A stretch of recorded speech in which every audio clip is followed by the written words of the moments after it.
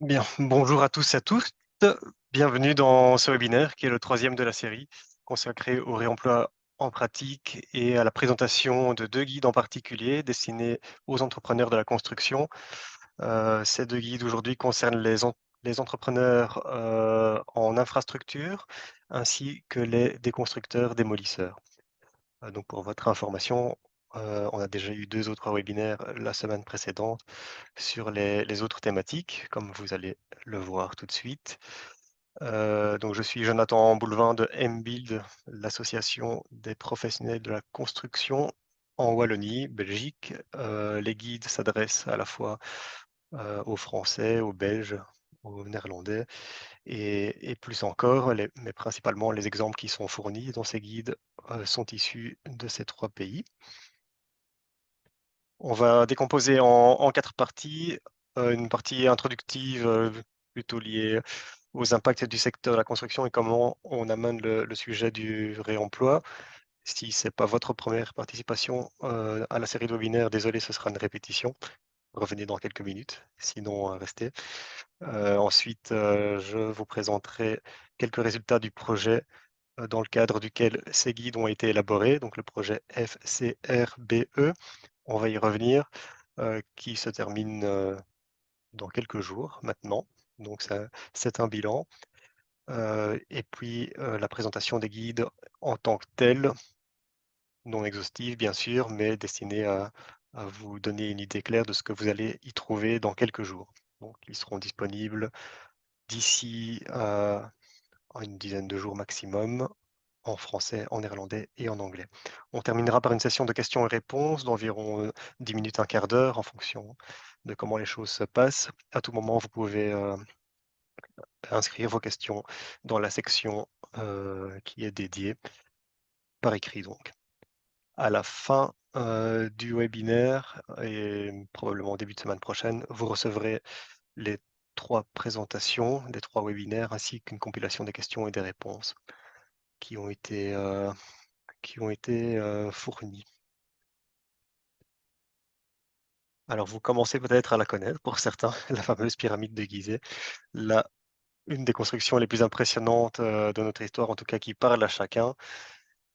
La pyramide à côté de laquelle on a pour habitude maintenant de mettre la pyramide des déchets de construction qui sont produits chaque année en Belgique, aux Pays-Bas, au Royaume-Uni, en France et finalement dans l'Union européenne.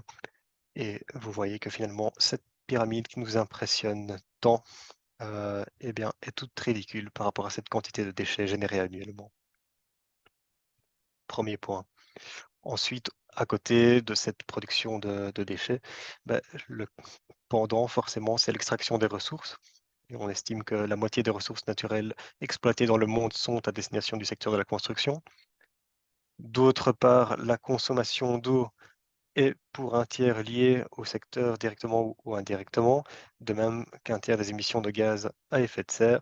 Et encore une catégorie d'impact que l'on peut ajouter, ce sont les gaspillages, les matériaux non utilisés ou mal utilisés sur les chantiers durant les phases de construction, de rénovation, des pertes qu'on évalue entre 10 et 15%. Voici une première série d'indices sur l'importance de la question aujourd'hui. La direction est claire, bien sûr, l'extraction des matériaux va aller croissante avec quelques estimations pour 2050 qui ne sont certainement pas pour nous rassurer. D'autre part, la transformation en produit de construction en tant que telle est elle-même impactante, consommatrice d'énergie et émettrice de toutes sortes de choses, notamment des gaz à effet de serre, mais pas seulement. Finalement, la production de déchets du secteur de la construction en Europe, c'est environ un tiers de tous les déchets. Et finalement, on trouve là la plupart des clés pour comprendre l'importance du sujet de l'économie circulaire, du réemploi, qu'on va aborder plus spécifiquement aujourd'hui, et aussi pourquoi le secteur fait l'objet d'attention particulière en matière de réglementation notamment. Alors, il faut tout de même préciser que dans ces quantités énormes de déchets, la plupart sont des déchets inertes, pour trois quarts environ, c'est-à-dire des briques, des bricaillons, du béton, et ce genre de choses. C'est une définition assez intuitive et que cela fait l'objet généralement d'une bonne valorisation, en tout cas en Belgique, peut-être un peu moins dans certaines autres régions où ces déchets sont parfois encore enfouis et alors là, il faudra à minima passer par l'étape du recyclage puis du réemploi. Mais les déchets qui constituent la part restante, les fameux 25 restants, constituent, aussi un défi pour ce qui est de la recherche de l'optimum de tri, qu'il soit sur chantier ou en centre de regroupement, de tri et de valorisation des déchets. Et donc les questions qui sont liées sont celles de la logistique, notamment, puisque pour des flux tels que, les plastiques qui sont mis sur le marché européen, eh bien 20 de ces plastiques sont consommés par le secteur, soit 10 millions de tonnes par an. Mais à la fin, ce que l'on retrouve, ce sont quelques cerclages, quelques gaines, tuyaux, et cetera. Donc sur un chantier, ce sont parfois des déchets difficiles à regrouper, même, systématiquement, et pourtant ils se cachent un petit peu partout. La chaîne logistique, non seulement la distance, le nombre de chargements, de déchargements, sont des critères très pénalisants, non seulement économiquement, mais environnementalement aussi. Et c'est un des points sur lesquels le réemploi pourra peut-être, voire certainement apporter des réponses. Alors, solution possible face à ce constat alarmant, construire moins ou utiliser moins de matériaux. Partons de la deuxième hypothèse aujourd'hui. On inscrit aujourd'hui le réemploi et la réutilisation. Premièrement, il faut signaler qu'on ne fera pas de distinction dans les guides qui sont proposés et dans cette présentation entre les deux thèmes parce qu'ils sont compris, interprétés parfois différemment selon les régions. Et d'autre part, en Belgique notamment, il n'y a pas de distinction officielle réellement entre ces termes. Donc on parlera de réemploi ou de réutilisation euh, de manière indifféremment l'un de l'autre. Donc on inscrit cette pratique dans l'économie circulaire, bien sûr, et soit dans un mode de gestion de déchets, soit dans l'urban mining, qui consiste à considérer le bâti existant comme une source de matériaux, ce qui est particulièrement nécessaire dans nos régions, en Belgique et aux alentours, pauvres en ressources, en matières premières, ou en tout cas disposant de ressources peu exploitées. Et donc c'est un des moyens qui permettra de travailler en circuits plus courts et plus locaux, comme on le verra, et qui sera une des solutions à moins de déchets produits par le secteur. Le réemploi sera bien à distinguer du recyclage. Pour un public averti comme vous, c'est peut-être instinctif, mais ça ne l'est pas pour tout le monde. Donc il est bon de rappeler certaines différences fondamentales, notamment le fait que la réutilisation consiste à réintégrer des produits ou des éléments de construction dans un nouveau contexte, avec un minimum, voire pas du tout, de transformation physique et chimique, à la différence du recyclage qui fait intervenir généralement des processus industriels, mécaniques, chimiques et autres, qui eux-mêmes sont impactants, raison pour laquelle le réemploi est communément admis comme plus vertueux sur le plan environnemental.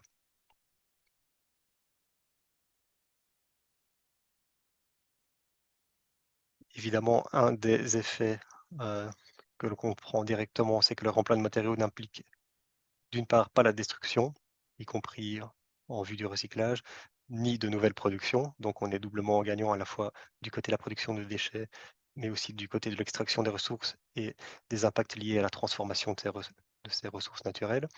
D'autre part, hem, mais quasiment systématiquement, le réemploi, s'exerce dans des boucles d'utilisation courte. C'est là qu'il va rencontrer aussi allez, la compatibilité économique. Et donc, plus les boucles d'utilisation sont courtes, c'est-à-dire la boucle la plus courte, c'est de réutiliser sur le même chantier, eh bien, plus cela sera intéressant du point de vue environnemental et économique. D'autre part, l'utilisation de matériaux de réemploi est fortement liée à un contexte local, puisque le bâti en place, historiquement, Donc on aille d'ouest en est, au niveau de la Wallonie, déjà on observera, heu, de grandes différences dans les procédés constructifs, dans les matériaux utilisés et donc forcément cette, différence se retrouvera sur le marché du réemploi. Il faut quand même, rappeler qu'il existe certains matériaux pour lesquels l'habitude du réemploi n'a pas vraiment été perdue, tels que les briques, les pierres naturelles et d'autres, matériaux pour lesquels cela devient plus complexe. On parle par exemple des isolants de finition intérieure qui sont des matériaux un peu plus compliqués à réemployer, dans le contexte actuel. Mais, bah, le point, c'est que le réemploi des éléments de construction en tant que tel n'est pas vraiment une nouveauté.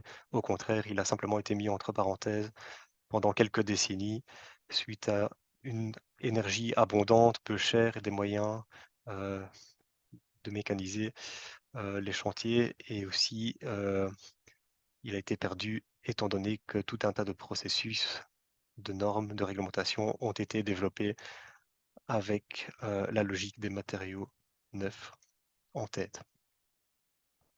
Donc ce qui change, c'est vraiment le contexte beaucoup plus contraint à présent. En une seule image, voici comment on résumera l'économie circulaire dans le cadre de cette présentation. Je pense qu'il n'est pas nécessaire de la commenter davantage. Bien entendu, on pourrait, s'appuyer sur une définition. En tout cas, la partie qui consiste à dire que l'économie circulaire est un système où les composants et les matériaux sont en circulation le plus longtemps possible.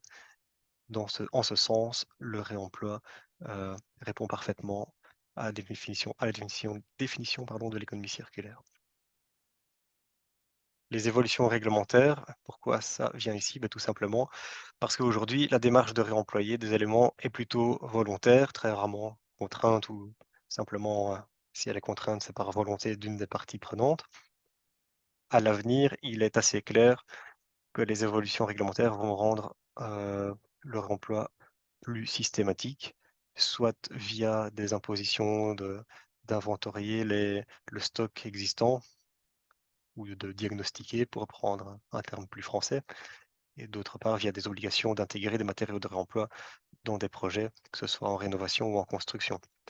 Donc même si tout ça n'est pas encore, très clair et définitivement fixé, la direction, elle, par contre, ne fait, aucun doute. La direction découle d'un contexte européen d'abord, avec le Green Deal, qui s'applique à tous les secteurs, y compris le nôtre, et via aussi le Circular Economy Action Plan et différents dispositifs, mesures, outils, objectifs qui sont spécifiquement liés au secteur de la construction. Et je vous laisse lire la diapositive, mais je n'entre pas dans le détail à ce niveau-ci. Voici le contexte. Maintenant, reparlons quelques instants du projet FCRBE, qui vise à augmenter la quantité de matériaux récupérés et réutilisés dans l'Europe du Nord-Est d'ici à 2032. C'est l'objectif macro qui était fixé en début de projet. Alors comment y parvenir? Principalement via la mise à disposition de toute une série d'outils qui euh, résument en un endroit l'expérience d'une multitude d'opérateurs spécialisés. Donc, vous voyez à la droite de l'écran les différents partenaires ainsi que les financeurs dans les différents pays. Le projet a débuté en 2018 avec les premiers livrables en 2019 et donc les premiers et principaux, sont ceux concernant la réalisation d'un inventaire pré-démolition, pré-déconstruction ou d'une méthodologie, pour être plus global, pré-déconstruction, ainsi que le guide qui est son pendant, qui concerne l'intégration de ces éléments dans des marchés. Un troisième livrable est celui et le catalogue des fiches matériaux, 36 fiches matériaux qui concernent les matériaux qui sont le plus couramment observés sur le marché du réemploi et d'autres qui sont peut-être un peu plus expérimentaux à ce stade. Et on a enfin, pour supporter ce développement, on a eu l'occasion aussi de mener une série d'opérations pilotes qui ont donné lieu à à des tests en pratique de ces guides et donc à l'amélioration dans une seconde version qui est à présent disponible sur le site internet dans les 3 langues. D'autres livrables sont intéressants à citer, notamment une méthodologie pour fixer, mesurer et rendre compte des objectifs liés au réemploi, ce qui, une fois qu'on est confronté à la rédaction d'un cahier des charges ou à la remise d'une offre, devient beaucoup moins évident que ce à quoi on pourrait s'attendre, d'où l'intérêt de ce travail. Quelques outils rapidement pour terminer sur cette grande partie introductive. Opalis, pour ceux qui n'en auraient pas encore entendu parler, est l'annuaire des opérateurs spécialistes du réemploi, opérateurs professionnels. Ce n'est pas une plateforme d'échange de matériaux, par contre, c'est une source extrêmement intéressante, non seulement pour la mise en relation, mais aussi pour les exemples de projets qui sont amenés, ainsi que toute une série de considérations et de conseils, de bonnes pratiques liées à l'utilisation et à la réutilisation des matériaux. Donc, vous trouvez via le site Opalis une partie de la documentation qui a été élaborée dans le cadre du projet, mais le projet dispose de son propre site internet dont vous voyez la référence sur la plupart des diapositives, c'est-à-dire nweurope.eu/fcrbe. Et donc, c'est sur ce même site que vous trouverez, comme je viens de le signaler, les guides relatifs à l'extraction. S'adresse non seulement aux entrepreneurs, mais à tous les partenaires tels que le maître d'ouvrage, l'architecte, les ingénieurs, bureaux d'études, etc. Vous avez le guide qui décrit différents scénarios et différentes routes à suivre en fonction de la configuration des, des marchés et des travaux euh, qui vous permettent d'intégrer, notamment dans les cahiers des charges, le réemploi des matériaux et tous les services liés à la mise en œuvre des matériaux de réemploi. Les fiches matériaux, comme je vous l'ai signalé précédemment, sont une source extrêmement intéressante qu'il faudra considérer en complément des guides qui sont présentés aujourd'hui. Mais de toute façon, systématiquement, vous trouverez dans les guides des redirections vers des documents pertinents en fonction de ce que vous êtes en train de lire. Et l'objectif des guides qu'on va présenter dans une minute est d'avoir le point de départ, de répondre vraiment de manière structurée et concise à la plupart des questions qui sont posées par les entrepreneurs. Et ensuite, si on veut aller plus loin, à tout moment, mais on va trouver la documentation correspondante. Donc, il n'est pas nécessaire de lire l'ensemble des guides, c'est pour ça qu'ils sont spécialisés par métier. Et d'autre part, il n'est pas nécessaire de les lire forcément dans l'ordre, puisque les parties sont relativement indépendantes les unes des autres. Mais notamment, vous pourrez considérer ces fiches matériaux puisqu'elles sont vraiment un condensé d'expériences extrêmement intéressant concernant le descriptif du matériau, comment se présente-t-il, quels sont les éléments qui vont nous permettre de déceler s'il y a vraiment un potentiel de réemploi ou pas, quels sont les tests de démontage qu'on peut réaliser, comment déposer ces matériaux, comment les traiter, les stocker et les transporter, et ainsi de suite, y compris des informations sur la disponibilité sur le marché, le cas échéant, ainsi que des prix indicatifs lorsque cela a été possible, de même que des caractéristiques d'aptitude à l'usage lorsque il existe des choses à considérer à ce niveau-là. Les opérations pilotes, voilà, je ne vais pas entrer dans le détail. Et ça n'est qu'un petit aperçu de tout ce qui est disponible, mais ça, je peux vous laisser découvrir via le site internet qui est absolument une source incroyable à ce sujet-là. On est maintenant dans la dernière partie du projet, et même plus que ça, on est dans la dernière semaine, si je puis dire. Et à nouveau, en plus de tous les livrables qui ont été présentés, mais c'est ce que je vous dis depuis tout à l'heure, 6 guides sont en cours d'être terminés et publiés. Aujourd'hui, on va parler du guide destiné aux démolisseurs et des constructeurs, ainsi que du guide destiné aux entreprises d'infrastructure, les autres ayant déjà été présentés. Qu'est-ce qui diffère? C'est ce que je viens de vous dire, hein, c'est vraiment la première approche pour l'entrepreneur. Et en plus des informations précédentes, on a collecté des informations via des entretiens avec des professionnels et des entrepreneurs. Et également, on a organisé différents ateliers avec tout un tas de parties prenantes afin de compléter avec une approche la plus pratique et pragmatique possible. Vous avez un aperçu de ces guides. Ce sont bien ces deux-là dont on va traiter aujourd'hui. Et ils traitent à la fois de la récupération, donc de l'extraction et de l'intégration des matériaux. Donc le guide vert, on va l'appeler comme ça, concerne les infrastructures et l'autre les démolisseurs. Alors, en tout premier lieu, comment on va, en fait, on va articuler la présentation selon la logique du guide. Donc, en tout premier lieu, de quoi va traiter ce guide? Eh bien, il va commencer par une partie introductive dont il peut être tentant qui peut être tentant de ne pas lire. Et pourtant, c'est extrêmement important puisque elle répond à la question ce qui change pour les entrepreneurs. Et comme j'essaie de le dire un petit peu en introduction, ce qui change, de mon point de vue principalement, c'est qu'on va passer d'une démarche volontaire à une démarche de plus en plus contrainte, voire obligatoire, hein, dans un futur peut-être pas si lointain. Et de toute façon, dans toutes les régions concernées par le projet, ça c'est absolument certain.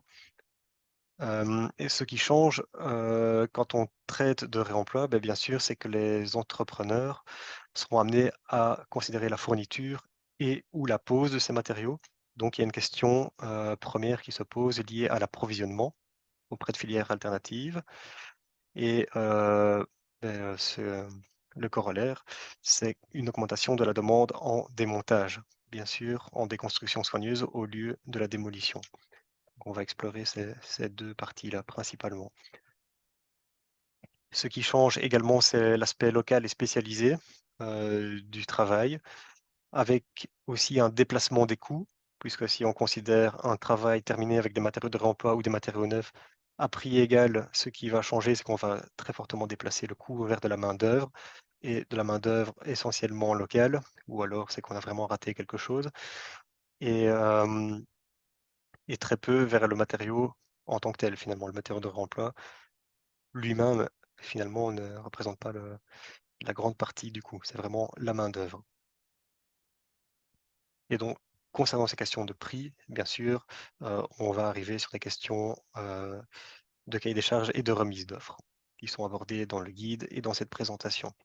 Le rôle ne s'arrête pas là pour les entrepreneurs, puisqu'il agit vraiment en tant que conseiller des maîtres d'ouvrage et architectes, en spécialiste des matériaux et spécialiste du chantier tout simplement. Il est aussi susceptible de développer un stock interne, parfois court, parfois moins court, pour certains types de matériaux, ne serait-ce que pour assurer la transition entre certains chantiers, par exemple. Et puis, son rôle aussi d'établir des partenariats avec des entreprises locales qui sont, par exemple, répertoriées sur Europalis, mais pas uniquement, qui sont spécialistes en matière de réemploi, déjà. Et puis, finalement, c'est une diversification des services. On peut voir ça comme une opportunité, en tout cas, c'est notre point de vue, pour s'établir sur le marché comme une entreprise qui offre des conseils en matière de réemploi. C'est quelque chose qui va être vraiment, bah, déjà maintenant, on observe une augmentation de ce type de demande, mais c'est quelque chose qui est de plus en plus recherché. C'est évidemment extrêmement logique. Dès lors qu'il y a plus de demandes et plus d'obligations qui sont entrevues, eh bien, on va être à la recherche de conseils et d'expériences. Donc de ce point de vue-là, il est évidemment utile de participer à des appels à projets ou ce genre de choses qui sont mis en place plus ou moins simultanément dans les différentes régions, en tout cas ben, qui sont mises en place au cours de ces années, qui sont là pour pallier à des surcoûts qui existent quand on expérimente avec les matériaux de réemploi. Donc, profiter de ces appels à projets permet d'expérimenter et d'être prêt quand ce sera vraiment le moment. Donc, le conseil ici d'en tirer profit, puisque ce sont des appels à projets qui sont pour la plupart récurrents. Maintenant, eh bien, avançons sur la question suivante et certainement une des plus intéressantes. Quels matériaux peuvent être récupérés pour être réemployés? Eh bien, voici tout simplement un aperçu, non exhaustif, mais des exemples que vous trouverez dans le guide euh, lié aux infrastructures. Il y a bien sûr les incontournables pavés en pierre naturelle, mais aussi les pavés dalles en béton, des structures, des poutres en acier, voire des structures carrément en acier, ainsi que des pavés en terre cuite, des bordures en pierre naturelle, du bois de navire, etc.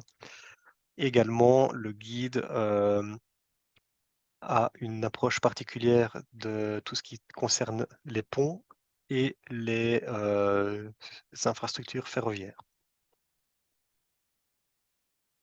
Concernant le guide destiné aux démolisseurs et aux déconstructeurs, eh bien là, vu la spécificité du guide, qui est de s'adresser aux déconstructeurs, vous allez trouver vraiment un panel très, très large de matériaux qui sont donnés en exemple comme potentiellement, déconstructibles, à récupérer en vue du réemploi. En voici quelques illustrations, qu'il s'agisse de sanitaires, d'escaliers intérieurs ou extérieurs, de carrelage, de parquet, radiateurs, de tuiles, d'isolants de différentes natures, fenêtres de toit, etc., etc. La liste est vraiment très longue. Donc ces exemples vont, venir illustrer les différentes parties, les différentes explications du guide et des références sont fournies vers les projets, associés. Comment s'articule le reste du guide? Donc après cette partie, de conscientisation, contextualisation et l'aperçu de tous les matériaux qui peuvent potentiellement faire l'objet d'une récupération et d'un réemploi. Vous trouvez, la suite du chapitre 3 qui va concerner vraiment la récupération. On va continuer ces explications-là. Donc comment évaluer le potentiel de réemploi? Est-ce qu'on n'est pas en train de perdre son temps à démonter quelque chose qui n'a de toute façon aucun potentiel? Ça, pour le dire autrement. Et puis, vous avez les chapitres qui, sont plus consacrés à la préparation, au transport, au stockage, aux aspects logistiques et à l'intégration. Donc ça, ce sont les chapitres respectivement 4 et 5. Et puis le dernier qui concerne enfin l'avant-dernier, le chapitre 6 qui concerne, la construction avec le matériau de réemploi dans lequel on va aborder aussi des questions liées aux responsabilités notamment. Alors, il n'y a jamais une réponse qui est toute blanche ou toute noire, bien sûr, mais énormément d'informations et d'expériences qui vous permettront d'adapter au cas spécifique. Le dernier chapitre qui n'est pas repris ici est le septième avec des estimations liées au coût et des moyens d'estimer les coûts. Donc les chapitres sont vraiment dans un ordre qui suit un peu la logique de la pensée du chantier, depuis l'extraction jusqu'à l'intégration des éléments. À noter que pour le cas spécifique du guide des constructeurs, les deux derniers chapitres sont inversés, mais ça ne change strictement rien au contenu, c'est juste que c'était plus logique de les présenter comme ça, vu la catégorie d'entrepreneurs à laquelle ils se destinent. Donc pour poursuivre sur le chapitre 3 avec le potentiel de réemploi, bien, un des aspects est de considérer une série de critères positifs et négatifs qui vont influencer le, qui vont donner des indices sur le potentiel ou pas de réemploi. Et évidemment, des critères tels qu'une quantité ou un lot important de matériaux, ainsi que des, des aspects logistiques qui sont plus facilement gérables, ou bien des risques qui sont maîtrisés, faibles ou voire inexistants parfois, sont des éléments qui vont être très favorables au réemploi. Vous avez évidemment toute une série de critères négatifs qui peuvent être plus ou moins subjectifs ou objectifs, parmi lesquels, il y a celui tout simplement de l'absence totale de demande liée à une mode qui est vraiment, passée, par exemple. Ou des critères qui sont là beaucoup plus objectifs et mesurables concernant des risques liés à la santé, des matériaux, des substances dangereuses, etc. Donc vous avez différents exemples. Pour en prendre un ici, qui est issu du guide, du guide destiné aux déconstructeurs, vous avez un exemple d'isolant et notamment ici, on explique, basé sur un exemple, que la laine minérale provenant d'une cloison intérieure avec fiche technique pour la cloison sera généralement un candidat intéressant pour leur emploi, puisqu'on a premièrement de bonnes chances de conservation, des performances normalement qui ont bien tenu, et d'autre part des quantités récupérées dans ce genre de contexte, plutôt de bâtiments tertiaires, mais qui sont importantes. Donc on a des exemples liés à ça. D'autre part, à côté de ce critère, de ce facteur d'influence, bien tout un aspect du chapitre est lié à la réalisation de l'inventaire. Alors, au risque de me répéter, il y a tout un guide sur la réalisation de l'inventaire, mais le document dont on parle aujourd'hui va présenter les principaux éléments à prendre en considération en tant qu'entrepreneur sur l'objectif, les moyens de réaliser cet inventaire, des exemples et à quoi il sert, à qui, dans dans quel contexte. Donc voici un exemple d'inventaire qui est issu d'une des opérations pilotes du projet, avec notamment l'inventarisation de tuiles, d'ardoises et de fenêtres de toiture. Ça, c'est l'inventaire principal. Et puis, vous avez aussi des illustrations de ce qui est appelé données complémentaires de l'inventaire. Mais là, je n'entrerai pas davantage dans le détail. Donc, potentiel de réemploi, chapitre 3, voici les principaux éléments. Le chapitre 3 continue avec, à côté du potentiel, comment récupérer finalement ces matériaux qui ont du potentiel. Et là, on a un processus qui est découpé en plusieurs étapes, dont le démantèlement, le tri, le transport et le stockage, avec cet exemple notamment, qui concerne, qui explique la déconstruction d'une ossature bois d'une toiture et qui explique ici que l'intensité de main-d'œuvre qui est requise pour ce type de travail a justifié et continuera encore à justifier dans beaucoup de cas la collaboration de l'entreprise de déconstruction avec une entreprise de travail adapté, plus généralement la collaboration avec des entreprises à finalité sociales sont généralement envisageables et profitables pour les deux parties pour ce type de travail intensif en main-d'œuvre, mais ce n'est pas non plus systématique. Concernant le tri, on a ici, sans entrer dans le détail, mais l'exemple du tri de briques, un autre qui traite du tri automatisé de pavés. Il s'agit de la société Van Dijk en Flandre, en Belgique, qui a mis en place donc un système euh, par tri optique et par air comprimé. Donc des dispositifs que l'on trouve assez classiquement sur des chaînes de tri de déchets, mais ici appliqués spécifiquement au cas des pavés de réemploi. Et donc qui permet de compenser une partie de surcoût lié à la main-d'œuvre si tout avait été fait manuellement. Le transport, juste une petite illustration ici pour mettre en avant l'étiquetage, notamment le marquage qui a été fait sur ces poutres en bois lamellé collé juste avant le transport. Donc, vous trouverez dans ces guides des conseils qui parfois relèvent du bon sens, tout simplement, mais qu'il est toujours bon dont il est bon d'avoir pris connaissance pour éviter les écueils, surtout lorsque l'on débute. Au niveau du stockage, on vient ici avec l'exemple de l'entreprise Maris, encore une fois en Belgique, et on explique un petit peu sa logique de site de stockage. Et donc, ça met en avant aussi l'aspect local et les critères qui sont liés à l'aspect logistique, à l'aspect du stockage, et finalement qui, mis bout à bout, donne des indices sur la viabilité dans vos projets ou pas. Alors, je vous disais tout à l'heure, le guide pour l'infrastructure a un chapitre, enfin des aspects particuliers liés à l'utilisation de ponts. Alors ça, c'est un peu une spécialité aux Pays-Bas. Et là, on a l'illustration et les explications liées au réemploi d'un pont qui a été utilisé de 88 à 2015 et qui a, oui, 78 et qui a été, non, allez, bon, vous ferez les conversions s'il y a des chiffres à convertir, mais je pense que tout le monde maintenant a compris.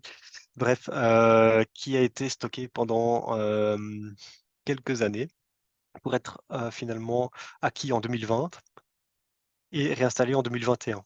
Donc là, énormément a priori, de critères, de facteurs négatifs pour la viabilité d'une telle opération, hein, notamment sur les aspects logistiques du stockage d'un pont de 26 mètres de long. Mais malgré tout, un équilibre économique a été trouvé, puisque finalement, la matière du pont en tant que tel a vraiment été bah, très bon marché par rapport, évidemment, à une infrastructure neuve. Donc, c'est ce qui a, ici, on parle de prix d'acquisition symbolique. Donc, c'est ce qui a rendu l'opération viable. Et on verra plus tard qu'aux Pays-Bas, on a même des places de marché spécifiquement dédiées au réemploi de ponts et même des procédures spécifiques. Alors pourquoi pas tenter l'expérience dans d'autres régions également. Voilà, ici tout simplement l'exemple pour vous compléter l'aperçu de ce que vous trouverez dans les guides. Exemple, le stockage d'isolants en laine minérale, la fameuse laine minérale dont on parlait tout à l'heure, et la voici stockée. Voilà, et on termine le chapitre, c'est quand même, c'est certainement le chapitre le plus important, mais sur la remise d'offres pour la récupération de matériaux de construction. Et donc, on a dans le guide, premièrement, des points d'attention sur des clauses standards qui décrivent des constructions et en quoi elles diffèrent des clauses qui encadrent le marché où il n'y a pas de réemploi. Donc, des caractéristiques sur des matériaux récupérés, des méthodes de déconstruction, des méthodes de tri, des considérations, quels paramètres, sur quels critères, quels paramètres pour le tri, que fait-on des éléments qui finalement ne sont pas réutilisables, comment doit-on préparer, nettoyer ces matériaux, comment les transporter, entreposer, conditionner, ce qui a des mesures particulières et notamment ça peut être aussi l'occasion de régler des questions liées à la propriété des matériaux via cahier de charge et comment assurer la preuve et la traçabilité de ce réemploi. Donc ça, c'est tous des éléments distinctifs. Et à ce sujet-là, vous avez des exemples de clauses, notamment ici vous avez des clauses techniques liées à la réutilisation de poutres en bois. Ben, là, c'est un cas où bien sûr on commencera par s'inquiéter de savoir s'il y a contact avec de l'amiante ou pas, contamination potentielle. Et puis on pourra partir sur des considérations telles que le stockage, par exemple ici au dernier paragraphe, dernier élément, tenir sec et hors sol, ventilation suffisante, ne pas recouvrir la poutre, etc. Donc, voici des exemples très concrets que vous trouverez. Il y en a bien d'autres, notamment en Wallonie via le cahier des charges type du bâtiment. Vous trouverez une série de clauses, quelques dizaines de clauses spécifiques au réemploi des éléments de construction, donc qui sont là en tant qu'outil pour faciliter la rédaction des cahiers des charges ou la réponse, la remise d'offres.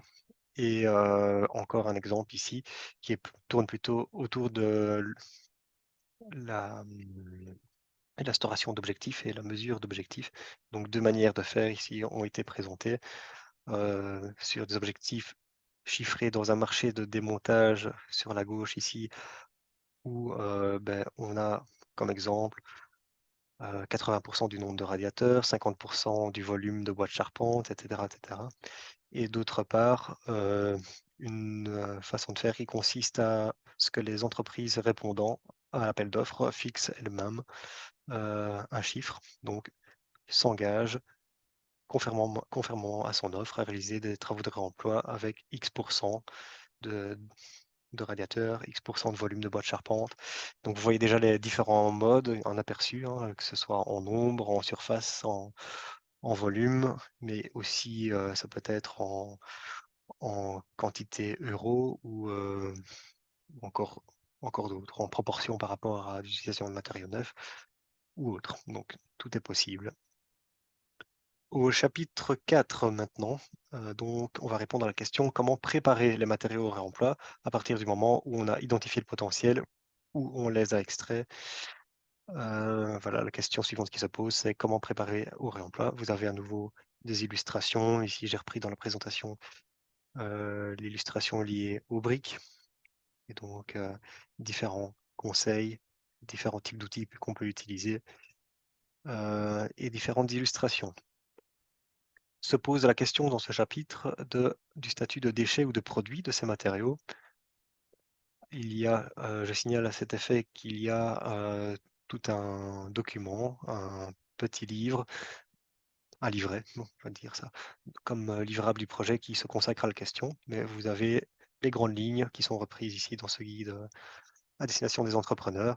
Et donc, en résumé, disons maintenant que statut de produit est conservé dès lors que l'on démonte des éléments dont la destination est certaine.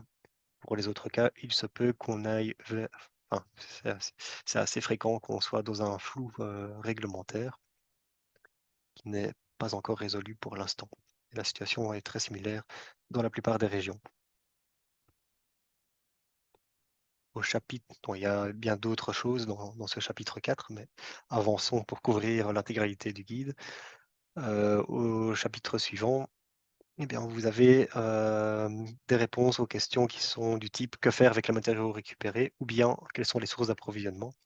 Et là, vous avez différentes filières qui sont, explorées, notamment celle des fournisseurs potentiels avec pas des pardon, oui, des potentiels fournisseurs professionnels lorsque ça s'applique, qui sont repris sur la plateforme, Opalis, donc qui représente, ensemble une sorte de marché stable des matériaux de réemploi, mais qui peut être, très local et très variable, assez rapidement en fonction de la localisation géographique donc et ce qui va conditionner, la possibilité ou non de réemployer des matériaux dans des chantiers, tout simplement en fonction de leur localisation.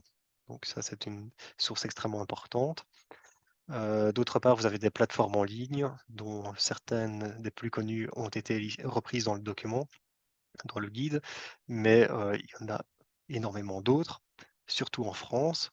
Et puis, vous avez un passage particulier dans le guide des infrastructures, beh, tout simplement qui parle du marketplace des ponts, aux Pays-Bas, qui est quand même une originalité par rapport à la France ou à la Belgique. Les autres, filières potentielles, beh, sont de travailler directement sur le même chantier ou de chantier à chantier, hem, qui sont dans le portefeuille de l'entreprise ou du client et d'autre part, on pourra travailler sur différents types de partenariats ou des dons. Dans ces situations, vous verrez des explications, notamment liées, heu, aux ressourceries, comme on les appelle par ici, notamment, oui, qui peuvent proposer différents services, mais qui finalement ont pour but de remettre en vente des matériaux vraiment à bas coût. Non seulement un public professionnel, mais aussi un public, non professionnel. Donc c'est une des filières. Le don est donc, considéré finalement pour les situations où on est en présence de matériaux qui apparemment présentent vraiment très peu ou pas de valeur du tout. Donc dans ce cas-là, on envisage, ces mécanismes-là via parfois des plateformes spécifiques existantes. Au chapitre 6, comment construire avec des matériaux de réemploi, c'est là où on va se poser des questions sur la justification des performances techniques ainsi que, les responsabilités, les rôles de chacun, et cetera. Donc pour débuter, eh bien, c'est au niveau de la rédaction des cahiers des charges et de la remise, des offres, différentes choses à considérer. Eh bien, d'abord, on va considérer de manière générale qu'on ne peut pas exiger un marquage CE. Alors, la situation en Belgique, pour donner un exemple, est la suivante, c'est que s'il existe, une, une norme technique, pour, des matériaux neufs équivalents et que le matériau de réemploi est utilisé, dans le même, usage, avec la même, finalité, alors on devrait, en toute logique, demander, le marquage CE, la déclaration de conformité. Cependant, en pratique, cela ne se fait que de manière, très exceptionnelle. Donc en général, vous verrez les détails des explications au niveau du guide, mais en général, pas de marquage CE.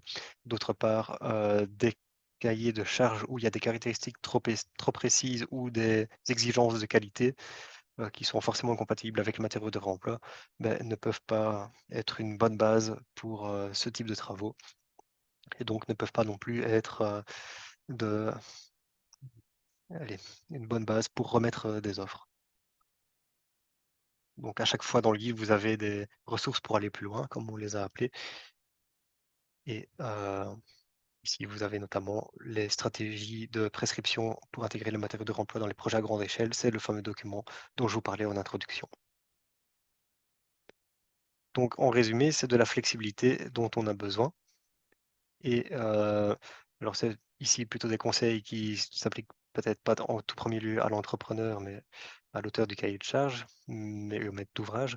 Et prévoir des procédures de négociation, des solutions de repli, des clauses de révision, de remplacement, voire des listes de prix unitaires sont toute une série de bonnes pratiques à encourager. Donc à nouveau, les clauses dont je vous parlais dans le cahier des charges type du bâtiment peuvent être bien utiles. Vous avez le lien qui est fourni aux endroits utiles du guide. Comment justifier la performance technique alors? Eh bien, contrairement aux produits neufs, eh bien, les matériaux de remploi, évidemment, ne seront pas produits en série, ni dans un environnement contrôlé et disposent souvent de peu ou pas d'informations sur leurs propriétés. Par contre, on attend d'eux qu'ils offrent des performances conformes aux mêmes exigences réglementaires que les nouveaux produits. Donc, comment faire? Eh bien, d'une part, vous avez une approche qui est, différentes approches qui sont suggérées dans ce chapitre. Vous avez également un livret spécifique sur, la justification des performances qui se trouve dans les livrables du projet et qui est donné en lien. Et donc la 1re, approche, générale, c'est de travailler, simultanément avec en considérant simultanément, hem, l'historique et l'état des produits qu'on a à disposition, ainsi que, l'identification d'exigences relatives à l'application visée et donc faire rencontrer cela, pour aboutir à une méthode d'évaluation qui ne doit pas être toujours la même, pas toujours au même moment, mais qui doit être suffisante pour évaluer les performances techniques dont on a besoin, pour encadrer le risque, ne pas prendre un risque démesuré. Et donc pour illustrer ceci, ben, vous avez, les différents moments où on peut, procéder à une, évaluation de caractéristiques, que ce soit au moment où le matériau est encore en place, donc avant même de le démonter ou jusqu'à l'autre extrême, au moment où il a été mis en situation dans une nouvelle application. Alors, il y a évidemment pour chaque, type de matériaux ou d'éléments ou d'installations techniques, il y a des moments qui sont plus appropriés que d'autres, mais en général, heu, le le plus tôt est généralement mieux, d'un point de vue, de la maîtrise des coûts et des risques. Donc, on dispose de méthodes d'évaluation directes et indirectes qui seront détaillées plus tard. Des évaluations par essai qui peuvent être, nécessaires, heu, pour des, situations plus exigeantes telles que le réemploi de structures métalliques, avec des exemples, qui sont détaillés dans le guide. Des projets qui sont maintenant, assez en vue tels que le projet de Mundo à Louvain-la-Neuve en Belgique qui, réemploie une structure en acier, hem, de pas loin de 100 tonnes finalement et qui a été un territoire d'expérimentation pour, l'évaluation de l'aptitude technique de ces matériaux et pour, l'encadrement de tous les risques, qui sont liés. Et finalement, le contrôle de la chaîne, globale est un aspect complémentaire, pour l'évaluation de cette, performance technique et donc à ce sujet-là, beh, le guide s'étend un petit peu sur, les attestations qui peuvent permettre de gagner en confiance, pour la mise en œuvre de ces matériaux et notamment on parlera, de l'attestation Safety in Security développée par le bureau SECO en Belgique qui, se décline pour différents types de matériaux et qui a pour objectif de fournir la preuve que l'entreprise à laquelle le maître d'ouvrage, l'architecte ou le maître d'œuvre s'adresse, eh bien, cette entreprise maîtrise et contrôle les processus internes pour la récupération et la mise sur le marché de matériaux. Donc ça reconnaît en somme la capacité de l'entreprise à déclarer des informations fiables. Donc tout un programme, extrêmement, hem, allez, intéressant pour les cas, qui exigent, qui sont plus exigeants sur le plan, technique. Mais ce n'est pas les seuls outils, qui sont présentés et en plus de ça, vous avez toute une série de ressources qui ont été développées dans le cadre d'autres projets tels que le projet BBSM, pour toute une série de produits et d'applications, spécifiques. Et encore, vous avez dans le cadre du projet FCRBE qui nous occupe ici, euh, un guide, un document lié au sujet assurantiel, dont un webinaire qui a eu lieu hier et qui sera mis en ligne très rapidement si ce n'est déjà fait.